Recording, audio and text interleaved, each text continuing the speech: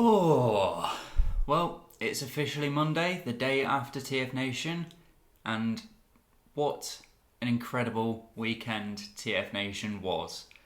We had the likes of David Kay, Greg Berger, and some amazing, incredible artists, all there with some incredible prints to get signed. As you can probably tell, I am shattered after it. Nick Roche was definitely shattered after the whole event. But overall, it has been a great weekend and a great pleasure to see so many faces again that I haven't seen in about a year's time.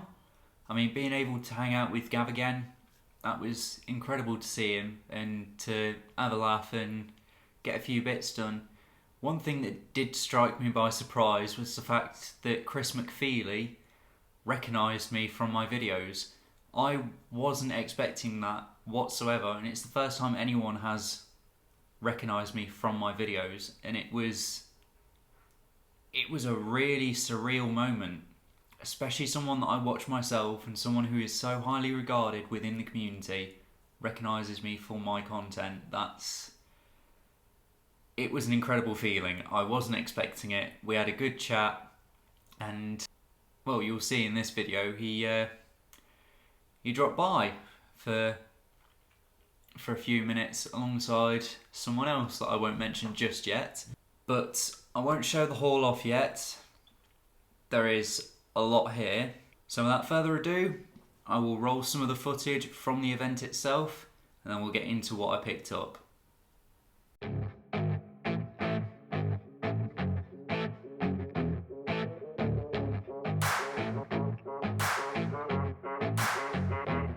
So, in regards to the layout of TFN, the layout of the dealer room was slightly different compared to what we were used to.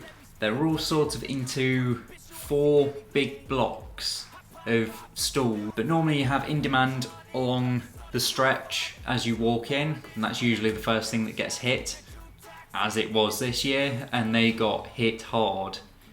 They got absolutely demolished. They had to take down some barriers that had figures on pegs, and yeah, they didn't have a lot left on the Sunday, but on the Friday, as you can probably see by the footage, they had plenty of stock. All of those 86 Grimlocks, all of the 86 swoops, all of the newer stock, all of it was gone. All the tidal waves had gone within the first hour as well, as soon as general admission was allowed in. It was so well put together, all of these displays. I mean, Toy Fu, Kapow Toys, even Space Bridge looked amazing. I mean, some of the stuff that they had. There was a lot of Tripredicus Council BotCon sets there, which I had only recently found out was a thing. I'd seen the Tarantulas and the Ravage before, but I hadn't actually seen the full set. When it came down to the Friday, it was just a Trader Hall setup day.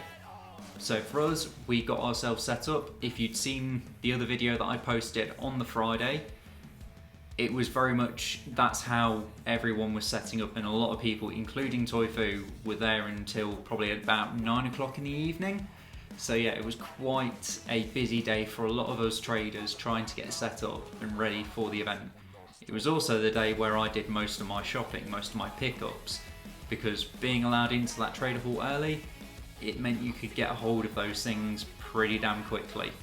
And I've got everything to the side because I will get through to that, but there's also some stuff on the table that I want to show first. The Saturday itself was very busy. I was stood over with Gav when everyone was let in, and when I say that by the time that I managed to get back to the stall, it was rammed. We were right across from In Demand Toys, so we got to see everything get hit in real time, and it was interesting. It was definitely interesting to see how quickly that stall got demolished. Same with the Blockies. The Blockies little stall, the footage that I did get was from the Sunday.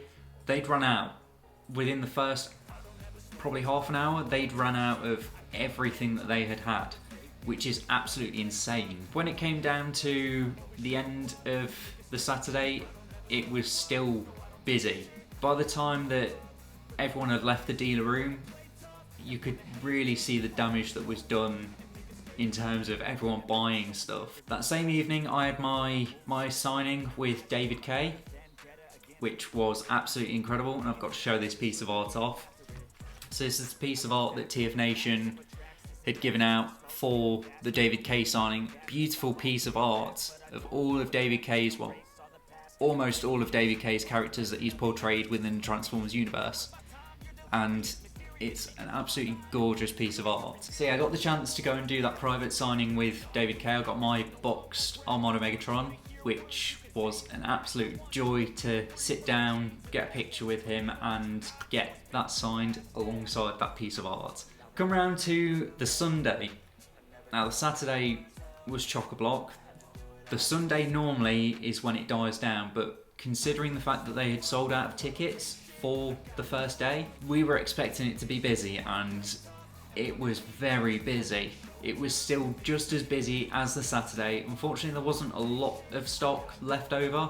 I mean, we had to go back to the shop just to pick up more stock. And considering this year has been heavy on animated figures, we decided that it would be a good call to pick up all of the animated figures and bring them to TFN. So many of those Japanese exclusive animated figures, so many different Japanese as well as third-party figures that you don't necessarily get to see that often.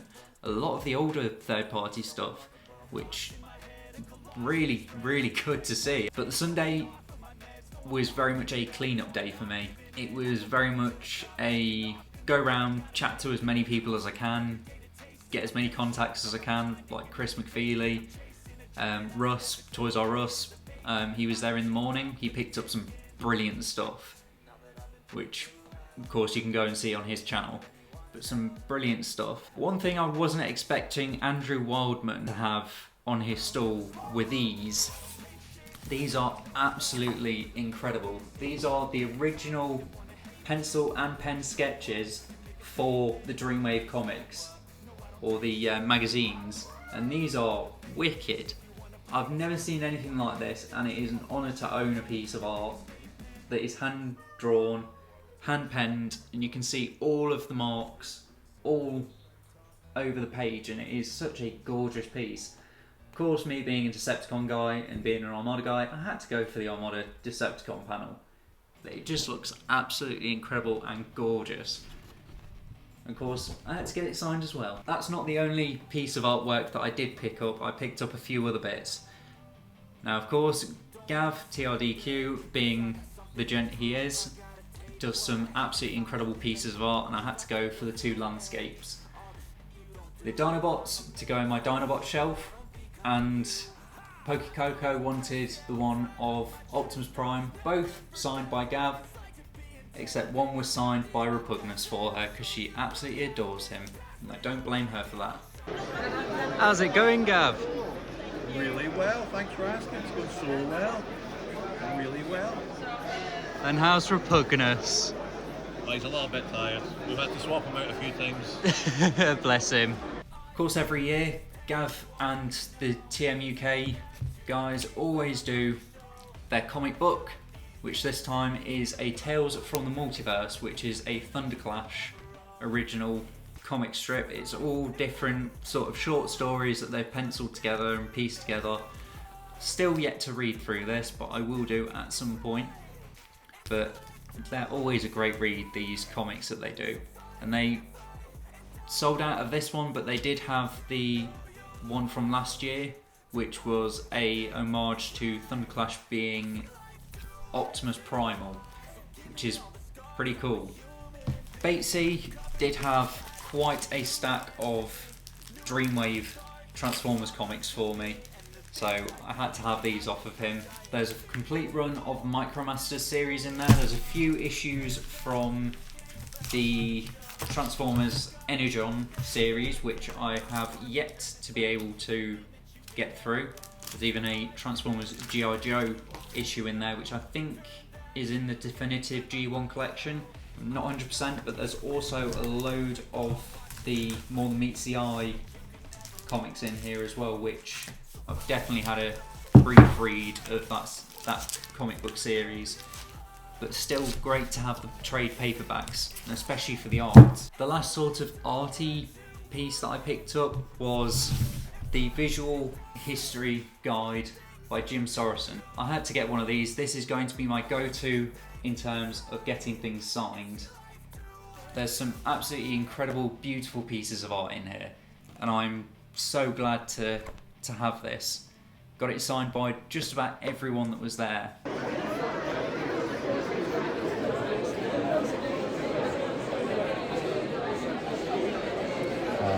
Only at TFNation. Only at TFN, eh, Gav? It's the best weekend of the year. So day one was definitely my most expensive day out of the entire weekend, especially with what I picked up.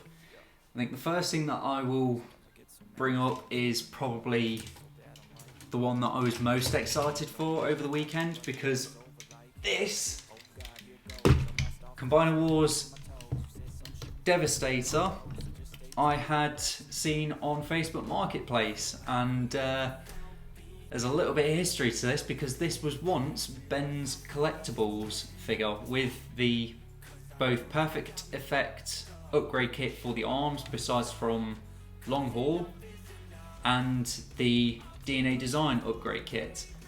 Head's a bit wobbly, but it's a complete Combiner Wars Devastator, and it has that history to it, which is really awesome. I know that we've got the 86 one coming out, but this will probably be my Devastator, whereas the others will just be my Constructicons. So it's definitely a lovely, lovely figure to finally own.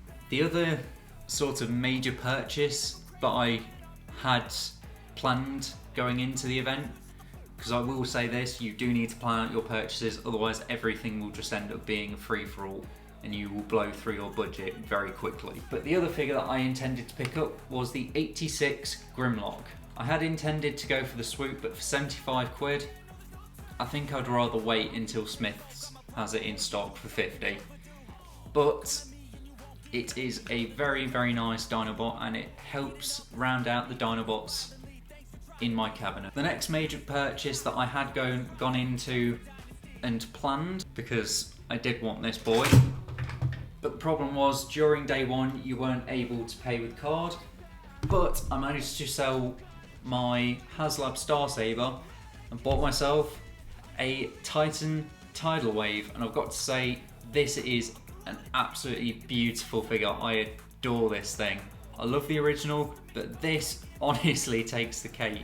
Oh, he's such a lovely figure. I will get around to doing a video of this at some point, but he's definitely what we wanted. A giant tidal wave that turns into a giant boat. We do love you, don't we, Tidal Wave? Now we get into lesser figures that I'd planned out, but since I had seen them, I had to pick them up. The first one, which was definitely an impulse buy, but I am glad to have picked this up.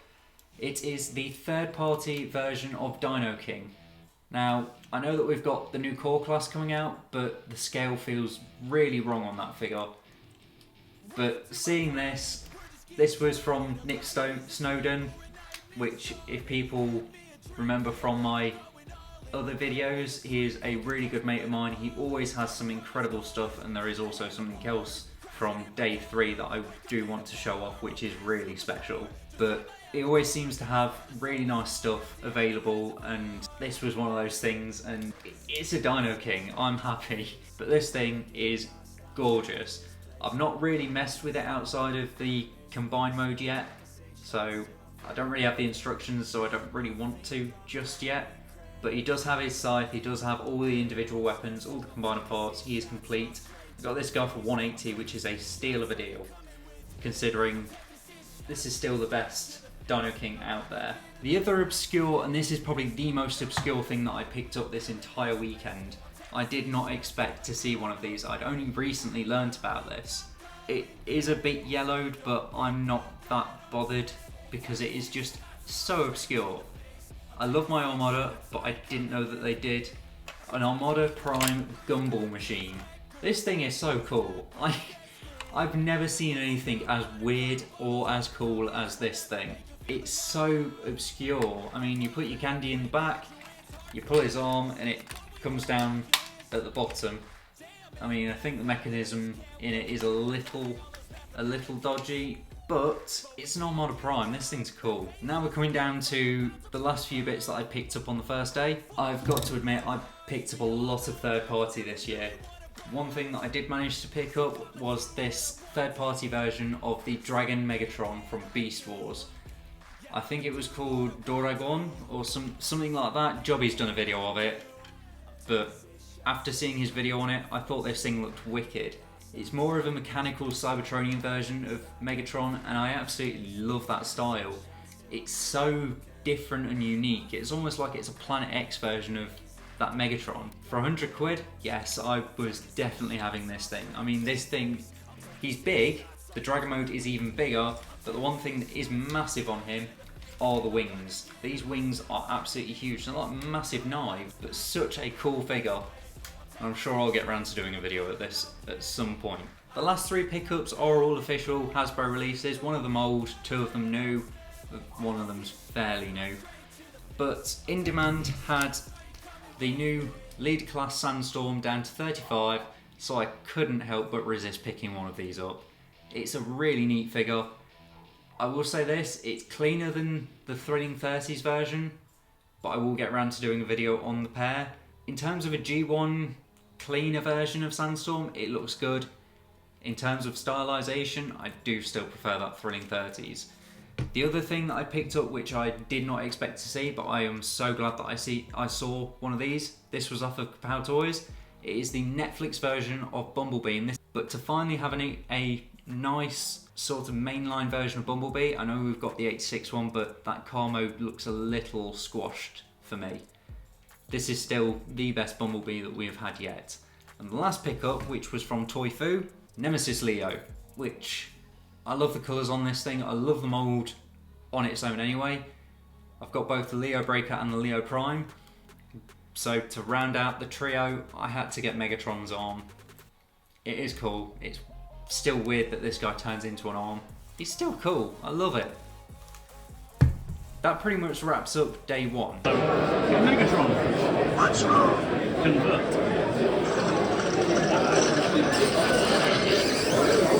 You can see transfer, but you can't take this one.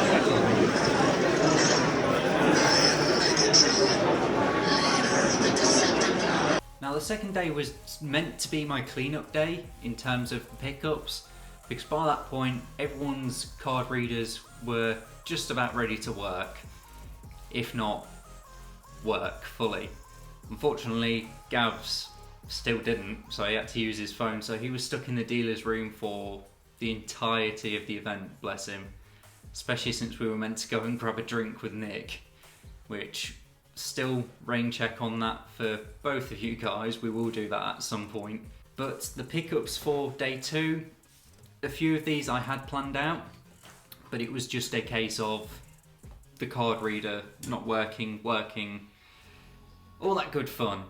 But the first one, I'm pretty sure is fairly obvious considering I'd already got the tidal wave, is the Commander Class Magmatron. I've wanted the original, so to have a version of Magmatron is incredible. I love the IDW comics, sorry, not Dreamwave, the IDW Beast Wars comics that Nick had worked on. It's such a cool figure. It's such an odd design, but so cool at the same time, and I will be trying to find myself an original, because when do you see three dinosaurs combine into one outside of Power Rangers? But so cool, so different, so, I mean, the Magna Dino mode, the mode that's all three of them combined, that's weird as hell, but we'll save that for a video. But yeah, such a cool figure. The other big figure that I had planned to pick up on card, this was from Kapow Toys, and there was also another purchase from Kapow Toys, but that unfortunately is hidden away for Christmas for me. I got the Commander Class Magnus, and I'm so glad to have this thing. After watching Gav's video and him being ecstatic with this figure, I had to pick one up. It's so cool. The fact that we now have a Magnus that fits, both in scale and just the whole general vibe of Magnus.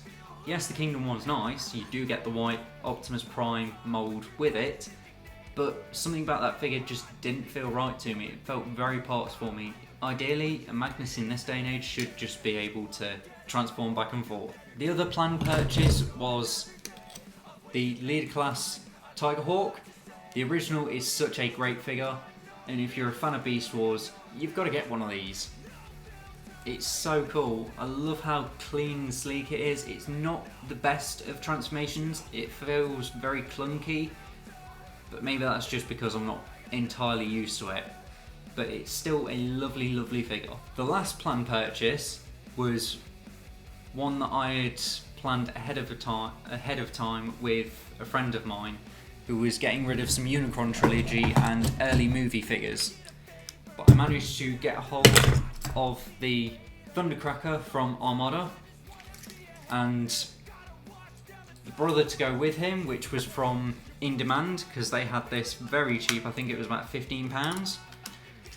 The Skywarp to go with him. He is missing, both of them are missing the missiles and the Minicon, but they are the full figure. They do have their wings and the swords, because God knows these swords like to go missing.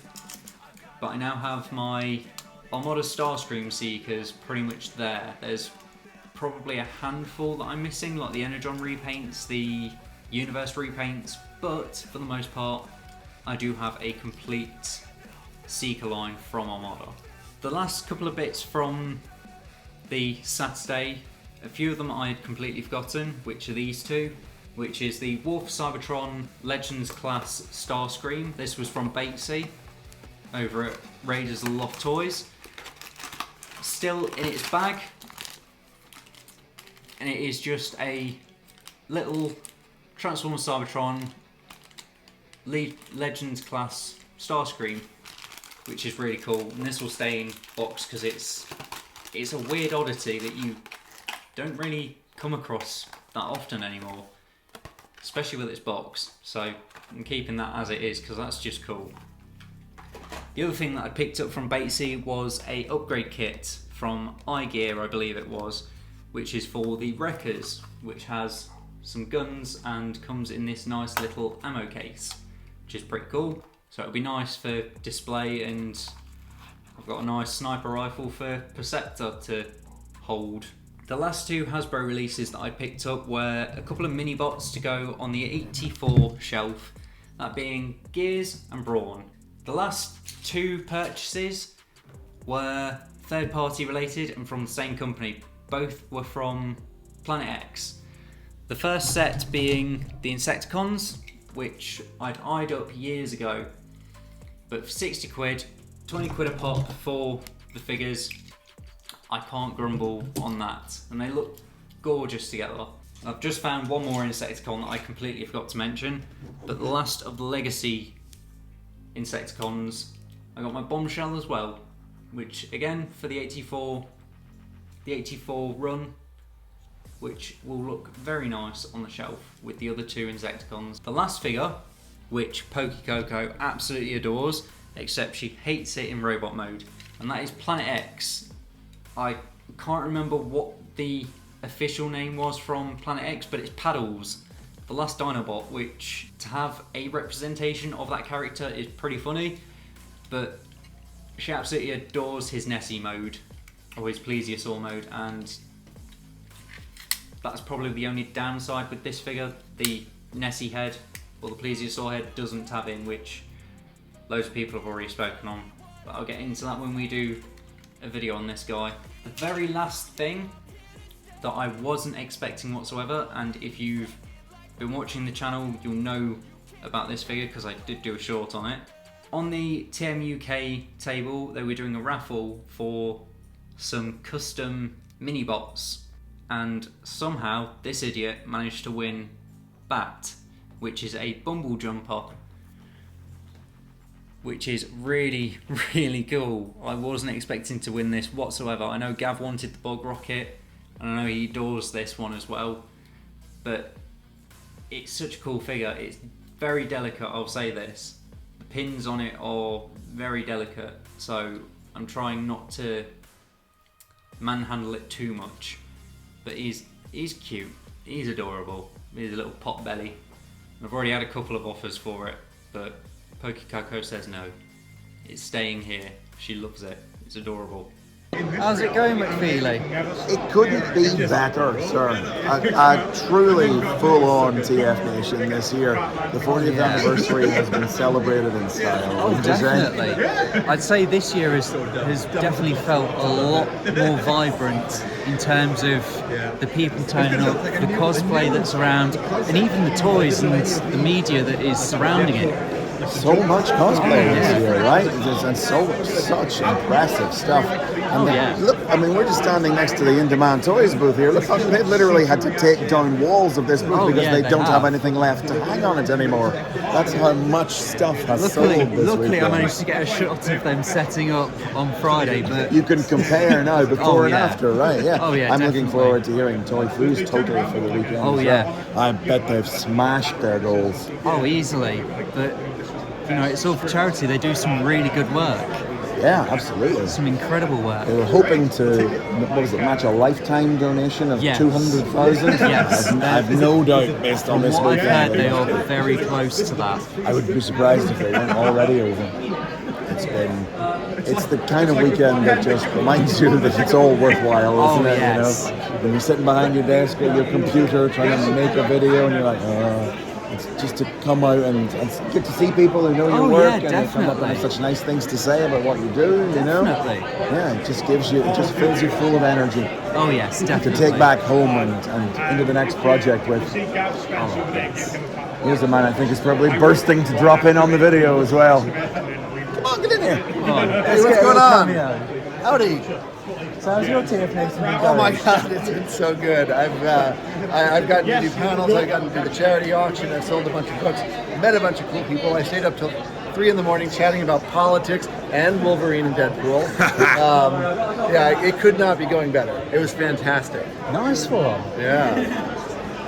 Nice. Yeah. So everyone out there that's listening to this that hasn't come to a TFNation yet, Yeah, no, you next gotta year, get guys, here. you gotta come next year. It's Yeah. such a great con. It's amazing. How's it going, Nick? You look absolutely shattered. I have been shattered, yes. Consider myself shat upon. I mean, the state of the lines, mate. Yeah, I know, yeah. What do you mean by drawings? That's pretty. Not the That's a drawing. pretty mean thing to say. Oh, come on my show. Let me neg you for my public. But no, you've had quite a turnout coming to see you this year. Quite the turnout. Sickos only. I'm surprised that they keep coming, but I'm glad they keep coming. I don't know what sort of deal with the devil I've made to make it happen, but it's been really good. It's you don't expect it every year. No. And every year you're surprised, and every year it's lovely. It just seems to grow every year as well. It does, yeah. That's not the way things go in life. No. They tend to go the other way. It's funny though, because I'll be here in the dealer room an hour early. Mm-hmm. You're of course not here, and then as soon as everyone starts flooding in, you're still not here. 10 minutes later, I come round. There's an entire line. Well, we've and I'm just been like, missing what? each other all weekend because it's sort of like, we'll catch up, and then it's just not going to happen. Because the reason why I'm not here straight away because I know that once I'm here, it's going to be hectic. So it's but like I'm so lucky that so many people came to buy some artwork and chat and get stuff signed and buy prints, and it's been magic. It's been really magic. But literally, my only complaint is that I haven't got a chance to buy stuff for myself. That's probably for the best. Toy collecting is a sickness. I did see you picked up that G2 Megatron though. I got G2 Megatron for my young son, who's going to be 9. So I'm about to get a G2 Megatron in the year 2024, age 9. What a lucky That is kid. awesome. He doesn't know he's born. Yeah. So that's kind of the main thing I got. He asked for a Pretender as well, so I bought like a Wave Rider. Oh, nice. It's the first Pretender I've ever owned. Oh, wow. Yeah. So it's almost like you're passing that mantle down. I had made a decision years ago not to collect Transformers Pretenders because I'm like, look, I need to stop at some point. Yeah. But now it's like, well, maybe it's okay if the boy collects Pretenders. Maybe that's why we can get Pretenders in the house that way and complete G1. So, pass your mental illness to your kids. You know, Oh, yeah. That's where all the fun begins. Yeah. And the therapy bills. But that's what TFNation will pay for. So no, it's been good. It's been good. You've had a good time. Oh yes. Grand time, and I'm sure the viewers will see my haul later on. Yeah, I can't wait to see and hear more. So yeah, because it's not like you've got room for more stuff. Well, saying that, I've just moved in with the missus into Yeah. our new place, so plenty of room. Oh, very good. But yes, we definitely need to sort something out with an interview and a chat and a proper catch up. And Yeah, when I can remember how to spell my own name. I genuinely was blanking at the end of the day and stuff. You know, so it's the one thing I've done enough this weekend. I was like, nope, no idea how to do it. So yeah, anyway. Oh dear. I'm gonna go find a chocolate bar now. I think I'm trying. Well deserved. Yeah, climb into a packet of Cadbury's or something. So yeah, Just hide. yeah. Just hide in the caramel bar. So, yeah. Well, thank you very much. Thanks, Ethan. The final day, Sunday, was definitely my slower day, but I still ended up spending a fair chunk that I had left.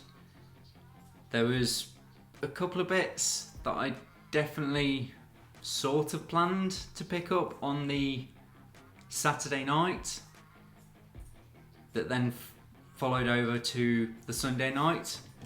And if this video has been an indicator as to what third party I definitely prefer, it's Planet X.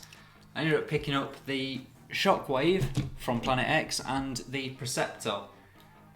Now, unfortunately, Shockwave needs a little bit of work doing to him because his gun does not like to tab into his arm, either of them. Oh, and his joints are a little loose, but he still looks absolutely incredible. And the Preceptor was sadly missing his telescope, whatever you want to call it, his shoulder mounted cannon. It did come with all of his other accessories, it was just that was missing. But for 100 quid for the pair, I'm not complaining on that. They're still great figures and they look incredible. The other two pickups that I got from In Demand were pretty much a last minute, how much cash have I got left on me? What can I spend my money on? What can I pick up to fill out that gap? But it were these two from the Legacy line. I'm drawing a blank on names. A couple that I was missing, get them done. They were cheap. I think it was about 25 for the pair, so very cheap. Nice and cheap. We like cheap when it comes down to the last minute deals. The last group of figures were not what I was quite anticipating. I thought I'd go for a rummage through a lot of the rummage boxes, mainly Space Bridge, and found a fair few figures that I wasn't expecting the price on. These were very, very cheap for what they are. I picked myself up some animated figures, so I got a Sentinel Prime, I think he was only 8 quid. A Dinobot Swoop, which was pretty cool, I think he was a tenner, I want to say, 10 quid. But he's cool, you need a little sort out. Unfortunately no instructions with these guys, so I've had to try and figure things out for myself and get them situated in a way that looks somewhat right. But the last figure that I picked up from Space Bridge was a Dinobot Slug, which Pokecoco loves this thing so long as it stays in his Triceratops mode. As you can tell, she likes her Dinobots to stay in their Dino mode. She says he's cute because he's chubby. I agree with her on that. He is adorable. The other two animated figures that I picked up, which these were both from Kapow Toys. Now, I'd seen a fair few of this guy around the dealer hall for a lot more than what I paid. And I was quite surprised. I picked this up with all intentions to then resell because of the price that he was at the event and also checking eBay listings. But I picked up a animated Skywarp, which is actually really cool. I really do like this figure. He's a bit loose in certain areas, like the back flaps like to fall off. His wings don't tab into place great. I mean, it will sort of tab in, but as soon as you start moving it around, it untabs. But it's still pretty cool. The design on it is really cool, and the colours look incredible. The other figure that I picked up from Kapow that was animated related, which was certainly a figure that I personally wanted to have a mess around with, is Jazz. I really like the design for Jazz in the animated series. It's cool, it's really cool. It's a really nice stylized version of Jazz, and that Porsche is really cool too, or that stylized version of Porsche. But still, such a great figure to mess with, and I'm glad I had the chance to pick one up. The final pickup from the event, which I will roll the footage before I show this off because this is a very, very special piece, and this was from Nick. So I'm going to roll that footage of Nick's stall showing off some of those really nice BotCon figures and who owned them. Right, here we have, displayed by my lovely assistant over here, from Jim Sorensen's personal collection, the Predicus gift set from 2016 BotCon, all in pristine condition. Box is a little bit ropey, it's been in his garage for a couple of years. I also have some other lovely pieces as well from his personal collection, including a Pirates and Knights set over in the corner, missing Scorponok. That is soon to be corrected after the convention if it doesn't sell. And also I have some, well, what's left of them, it was very busy yesterday. A few more of these BotCon sets are left over here, including old Sergeant Optimus here. And here's a bit of a curiosity. They did the old customization classes back in the day, and that is an unused custom class figure that he just had lying in his garage, as you do. He just brought them over for me to sell and to help him clear his garage, so you never know what you're going to find at TFN, let's face it. And what about those boxes up there? The boxes over there, again from Jim, they're a bunch of, the Transformers Collectors Club. Yes, so it would be. A couple of bits are the bits from Thunder Mayhem. We have a few of the other sets like Lifeline, Counterpunch, and this beauty will be coming home with me. Oh, absolutely gorgeous. He wants to display it. He wants to display I would like it. to display it as it is. I don't know how you do it. You always seem to end up with some absolutely beautiful stuff. Some absolutely gorgeous stuff. That is gorgeous. You'll be having that. I mean, let's face it, you work with Lester. It's not what you know at the end of the day, it's who you know. It is definitely down to who you know, but honestly, you do end up having some absolutely gorgeous stuff at these shows. Maybe remove the... Oh, they are gorgeous. Shatterblast, Starscream and Counterpunch from Thunder Mayhem, wasn't it? Yeah, that sounds about right. That sounds about right. Absolutely gorgeous, gorgeous stuff you have on your stalls all the time. Whenever I see you, you always have something that's a showstopper. I try. Well, thank you very much for your time. And thank you. Well, now you've seen what Nick had. This was one of those pieces. This being one that was owned by Jim Sorensen himself, as it says on the box, and I do plan to get this box signed by him right next to his name there. And I'm sure he will remember where he ended up getting this from or how he came about this. But this is a Collectors Club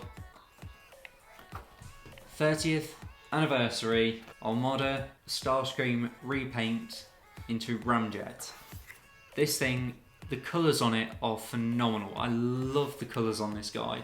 For something that has that history behind it, that was owned by Jim Sorensen himself, and it's such a gorgeous, gorgeous figure. I do absolutely adore the colours on this. The red, white, blue colour scheme really works well for this figure. And it just looks absolutely incredible. There are some marks from where the paint has rubbed on the box, and there's marks on the box from where the paint's rubbed off, just near these cannon sections, and that's just purely down to how it was packaged. That's not Nick's fault, that is more a Collectors Club fault. But to own something like this, to own something like the unreleased Soundwave activator, which I will do a video on eventually, I still can't believe I own that. That's an incredible figure. But like I said, to own a piece like this that was owned by Jim himself, it has that history behind it. I absolutely love stuff like this. I love stuff that has that history, that story. It's got substance to it. But overall, TFNation was a fantastic weekend. If you live in the UK, if you live in Europe and you want to go to one of these events, even if you're anywhere in the world and you have a local Transformers convention like it, it's really worth going to one of these. There's so many people there that you will connect with instantly. There's so much there that you will want to pick up.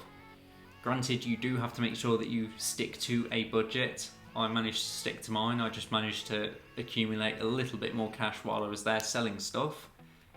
So I went way over budget, but they're always worth going to. As weekends go, it was one special weekend. Overall, it was such a great event to go and experience, and I'm glad to have gone and done it under Leicester Vintage Toys. So if you guys did enjoy this video, don't forget to smash that subscribe button. Please do drop a comment in the comment section below on what you'd like to see out of these figures as a video as soon as possible, because I definitely have the space for it now to work on these videos and to really try and make these videos as special as I can for you guys. But without further ado, I will see you guys next time.